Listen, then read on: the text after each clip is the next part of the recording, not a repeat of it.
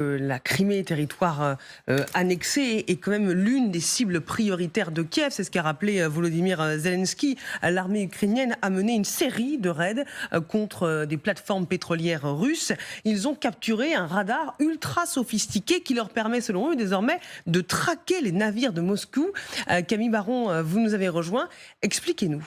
Oui, c'est pendant une opération en mer Noire. Alors, je vais juste attendre que la carte arrive pour vous montrer donc ça, mais c'est lors d'une opération en mer Noire. Voilà, que l'on voit ici, que ce radar a été récupéré. C'est ce qu'on appelle en fait un raid amphibie qui est mené par des soldats spécialisés du renseignement ukrainien. Cette opération, elle visait à déminer ce que l'on voit ici, les Tourboïko. Ce sont des plateformes pétrolières au cœur de la mer Noire qui sont sous contrôle russe depuis 2015, après l'annexion de la Crimée. Alors, le radar a été retrouvé par les soldats au sommet de l'une de ces tours. Il ressemble à ça. Son nom, c'est Nevabé, et il sert en fait à suivre les mouvements des bateaux à la surface. Et il était très important pour les Russes puisqu'il est très sophistiqué. Selon son fabricant, il peut détecter les bateaux jusqu'à 55 km de distance pour les plus gros, donc les croiseurs ou les pétroliers par exemple.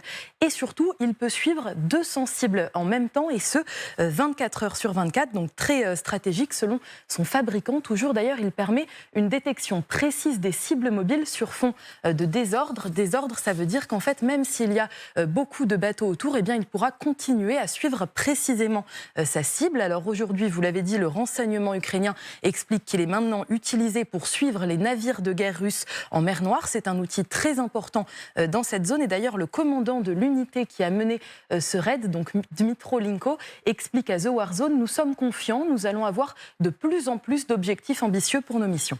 Oui, car les opérations en mer Noire, Camille, sont particulièrement importantes pour les Ukrainiens, qui ont même eu, il faut le rappeler, des victoires significatives au cours des dernières semaines, des derniers mois.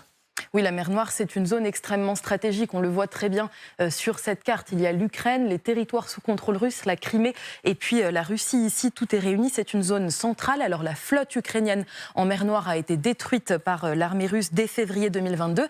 Mais grâce à des drones et à des missiles, eh bien, ces derniers mois, Kiev a quand même réussi à reprendre l'ascendant sur la Russie. Il y a eu plusieurs attaques en septembre et en octobre. Et à ce moment-là, eh bien, aveu d'échec, on peut le dire, de la part des Russes. Leur flotte était stationnée dans son entièreté à Sébastopol, et il y a une partie qui a été redéployée, mise à l'abri en fait un petit peu plus loin, vers les ports de Féodossia, à l'est en Crimée, et même jusqu'en Russie, à Novorossiysk. Donc un aveu d'échec des Russes qui ont subi de lourdes pertes, et il y a même la ville de Sébastopol elle-même qui a été touchée par des frappes russes. L'enjeu militaire est donc très important dans cette zone, mais ce n'est pas le seul, puisqu'il y a aussi un enjeu économique. En fait, en mer Noire, il y a ce qu'on appelle un corridor céréalier entre la ville d'Odessa et le détroit du Bosphore. Sur cette route, eh bien, il y a des navires qui transportent les millions de tonnes de céréales qu'exporte l'Ukraine. C'est un enjeu économique crucial, et donc l'Ukraine veut absolument protéger ce corridor. Alors, il y avait un accord qui existait avec la Russie,